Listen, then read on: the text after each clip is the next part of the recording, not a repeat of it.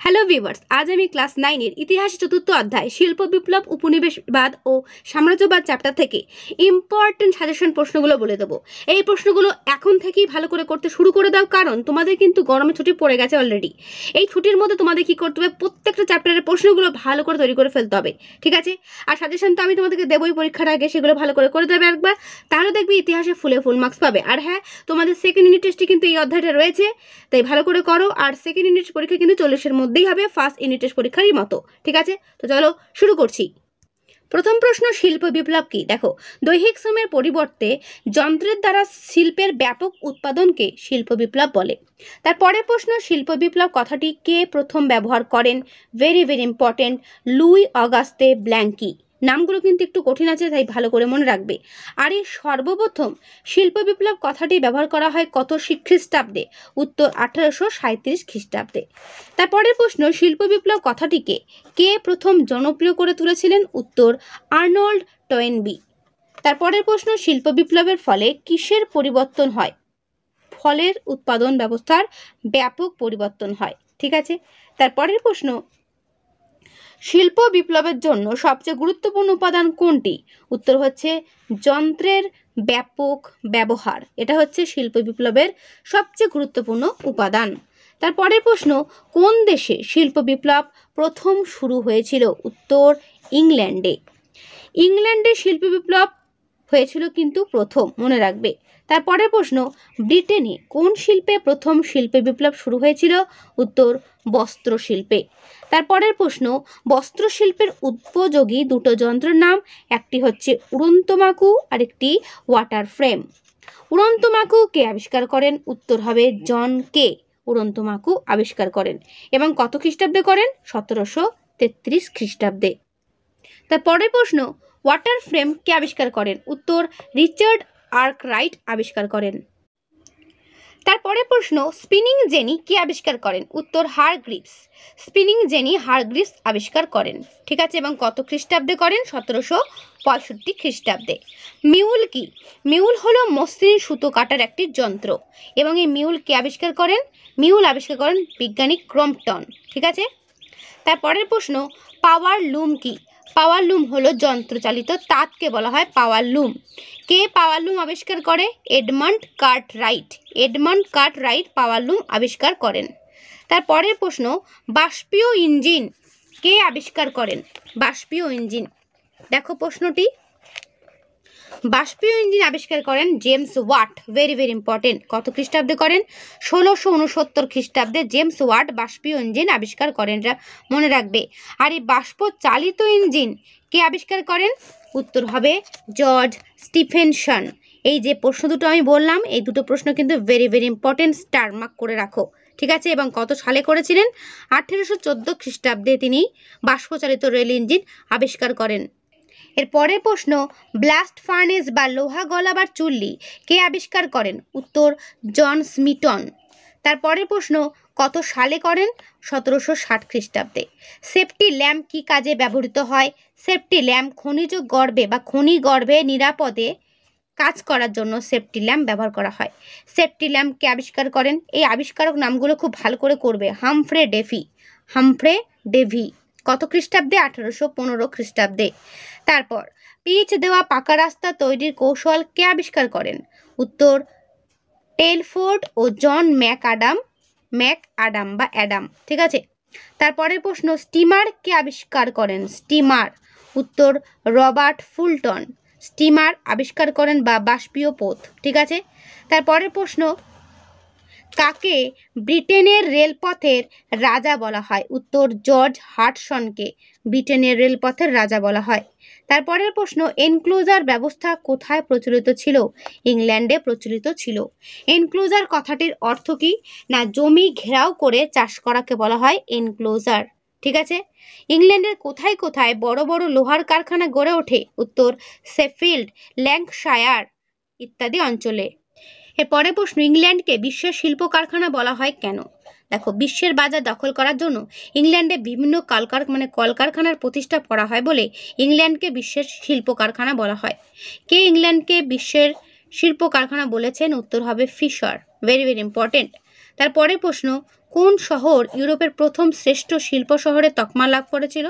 ইংল্যান্ডের ম্যানচেস্টার শহর প্রথম ইউরোপের শ্রেষ্ঠ শিল্প শহরে তকমা লাভ করেছিল।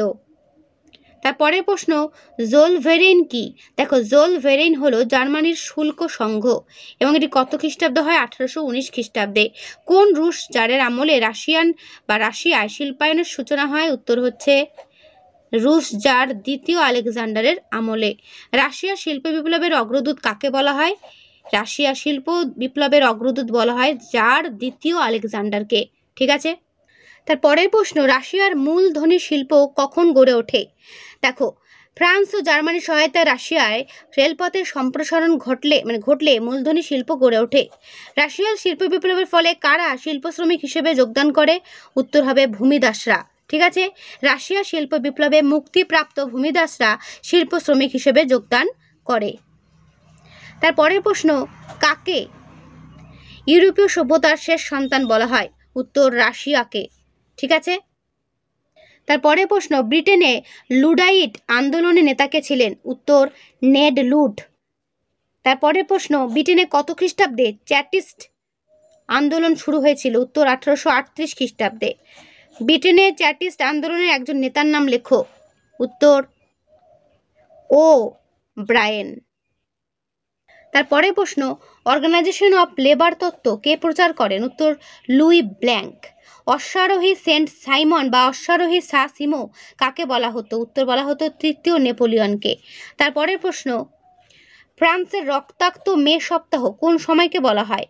উত্তর 1871 খ্রিস্টাব্দের 22 থেকে 29 মে পর্যন্ত 7 দিনকে রক্তাক্ত মে বলা হয় বা রক্তাক্ত মে সপ্তাহ বলা হয়। Very very important.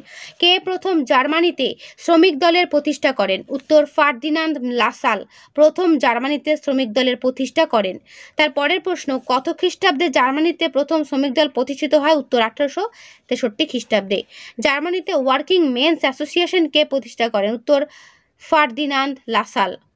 কত খ্রিস্টাব্দে প্যারি কমিউন গঠিত হয়? 1871 খ্রিস্টাব্দে। কোন বিদ্রোহকে শেষ জেকোবিন বিদ্রোহ বলা হয়? Very very important. উত্তর প্যারি কমিউন বিদ্রোহকে বলা হয় শেষ জেকোবিন বিদ্রোহ। ঘেটো কি? দেখো, ঘেটো হলো মহল্লা বা বস্তি এলাকা যেখানে দরিদ্র শ্রেণীর লোক বসবাস করে। এরপরের প্রশ্ন, রাশিয়ায় কবে রক্তাক্ত রবিবারের ঘটনা ঘটে? রাশিয়ায় 1905 খ্রিস্টাব্দের 22 জানুয়ারি রক্তাক্ত রবিবারের ঘটনা ঘটে। তারপরের প্রশ্ন, সমাজতন্ত্র কথাটি সর্বপ্রথম কে ব্যবহার করেন? উত্তর রবার্ট আউবেন।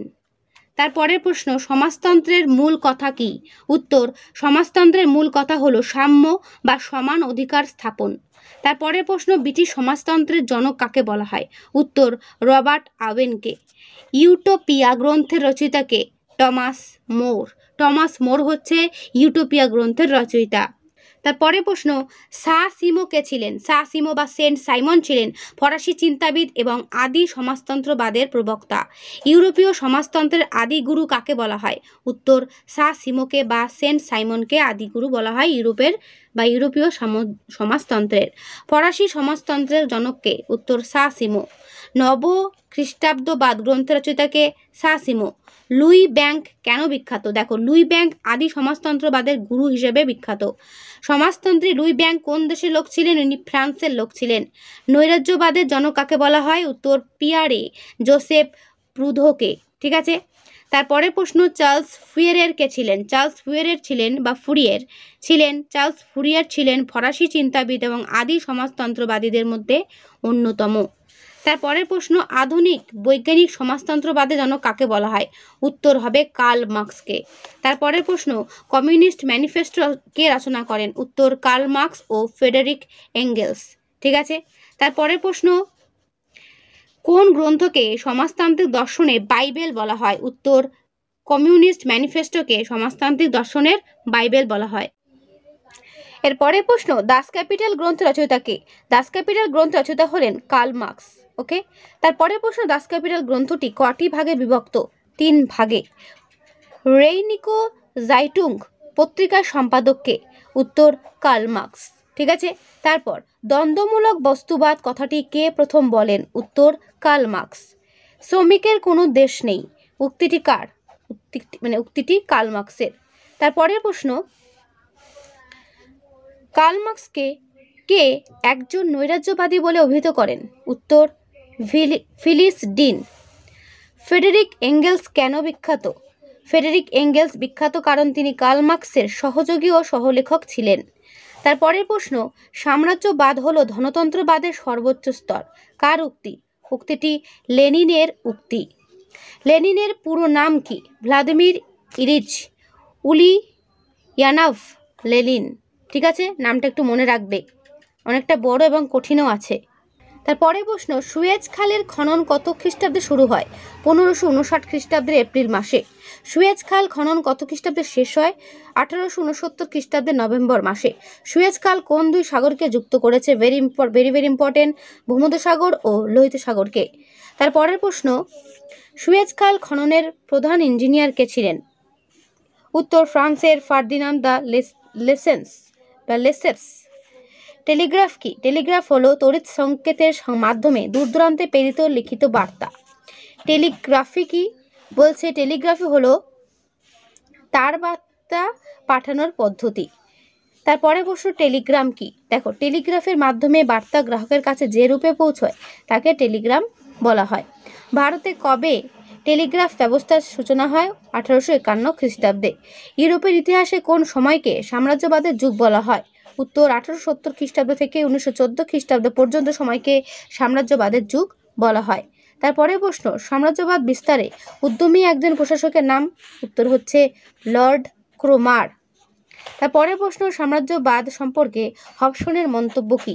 দেখো, হবসনের মন্তব্য হলো সাম্রাজ্যবাদের প্রতিকার করতে হলে উদ্বৃত্ত মূল্য দরিদ্র শ্রেণীর মধ্যে বিতরণ করা প্রয়োজন।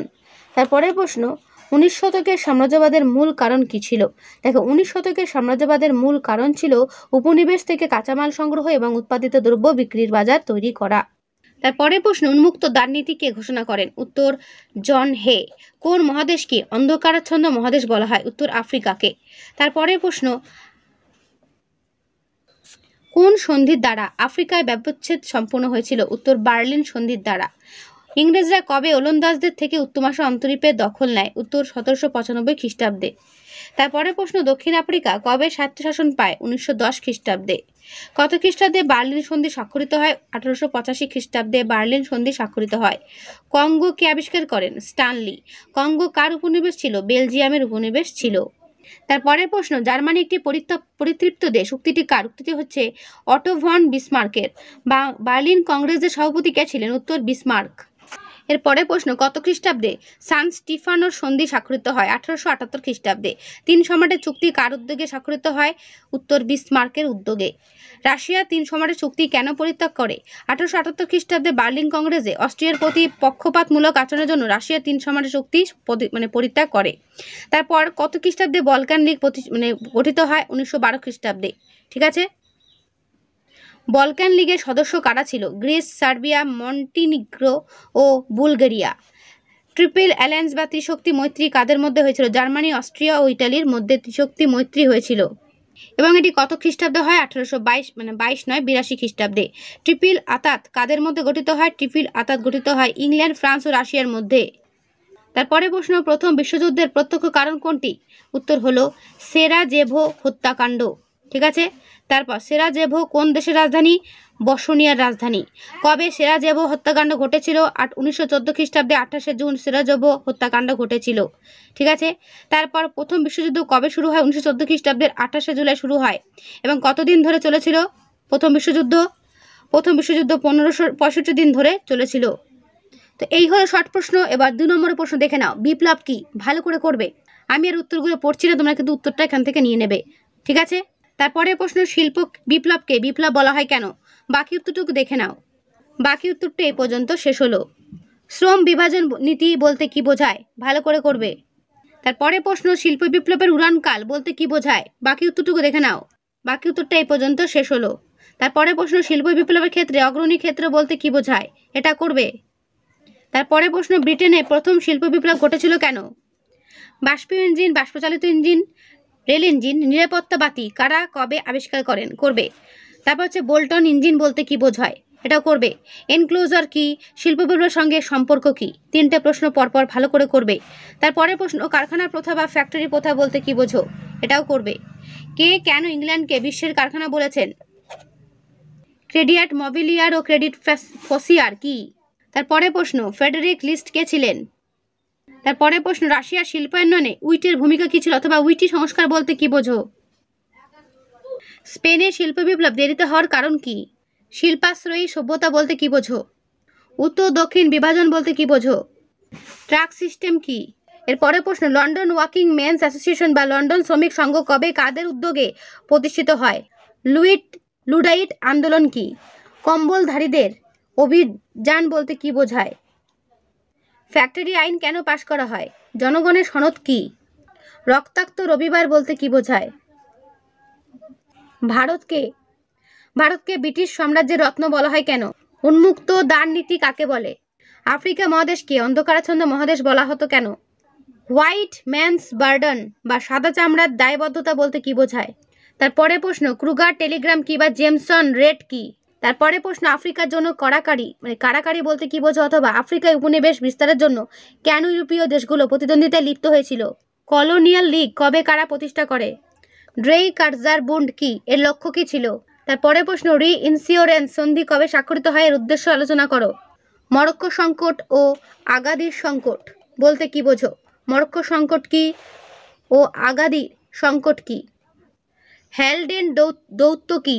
ত্রিশক্তি মৈত্রী বা ট্রিপল অ্যালায়েন্স কবে কাদের মধ্যে স্বাক্ষরিত হয়, এদের প্রধান শর্ত কি ছিল?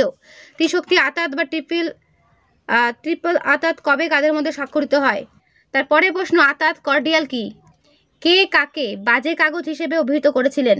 সেরেজোভো হত্যাকাণ্ড কি, অথবা প্রথম বিশ্বযুদ্ধের প্রত্যক্ষ কারণ কি? ইউরোপের সশস্ত্র শান্তির যুগ কি? এর পরের প্রশ্ন 4 নম্বরে বড় প্রশ্ন ইংল্যান্ডের প্রথম শিল্পী বিপ্লব গঠিত বা সংগঠিত হওয়ার কারণ কি? উত্তরটা এক ঝলক সরিয়ে দেখিয়ে দিচ্ছি, বইটা দেখে নাও, ঠিক আছে? ফ্রান্সে শিল্পোন্নয়নের পথে প্রধান বাধাগুলো কি ছিল? ভালো করে করবে। এর উত্তরও তোমাদেরকে আমি এক ঝলক দেখিয়ে দিচ্ছি। তো এর উত্তরটা এই পর্যন্ত শেষ হলো। রাশিয়ার শিল্পায়নের জার দ্বিতীয় আলেকজান্ডারের ভূমিকা আলোচনা করো, ভালো করে করবে এটা। এর অ্যান্সারটা তোমাদের এই পর্যন্ত শেষ হলো। এরপরে প্রশ্ন বেলজিয়ামের শিল্পী বিপ্লব কখন হয়েছিল? বেলজিয়ামের শিল্পী বিপ্লব পটভূমি বা কারণ কি ছিল? খুব ভালো করে করবে এটা। এর উত্তর তোমাদের এই পর্যন্ত শেষ হলো। এরপরে প্রশ্ন ঘেটো বলতে কি বোঝায়? এটা ভালো করে করবে, বাকি উত্তরটুকু দেখে নাও। বাকি উত্তরটা এই পর্যন্ত শেষ হলো। তারপরে প্রশ্ন শিল্প বিপ্লবের অর্থনৈতিক প্রভাব কি ছিল, অথবা শিল্প বিপ্লবের অর্থনৈতিক ফলাফল সম্পর্কে লেখো। যেগুলো ব্লু কালারের পয়েন্ট করে দেওয়া আছে, এই পয়েন্ট ধরে ধরে পড়বে। উত্তরটা অনেকটা বড় রয়েছে, চেষ্টা করবে ব্লু কালারের পয়েন্টগুলো ভালো করে তৈরি করার, ঠিক আছে? আমি উত্তরটা এক ঝলক তোমাদেরকে দেখিয়ে দিচ্ছি, তোমরা কিন্তু অবশ্যই উত্তরটা এখানে দেখে নিও, অথবা তোমাদের যদি বই থাকে সেখান থেকে করো, ঠিক আছে? তো এই অধ্যায় থেকে এই প্রশ্নগুলি ভালো করে করো, এখান থেকেই কমন আসবে। আর এরপরে তো আমি তোমাদের পরীক্ষার আগে সাজেশন দেবই, সেটাও দেখে যেও, ভালো পরীক্ষা সবারই হবে। তো আজকে ভিডিও আমি এখানেই শেষ করছি। কেমন লাগলো অবশ্যই কমেন্টে জানিও, ভালো লাগলে লাইক ও বন্ধুদেরকে শেয়ার করে দিও, ঠিক আছে? তো আজকে এখানেই দেখা হবে নেক্সট ভিডিওতে। ভালো থেকো সবাই।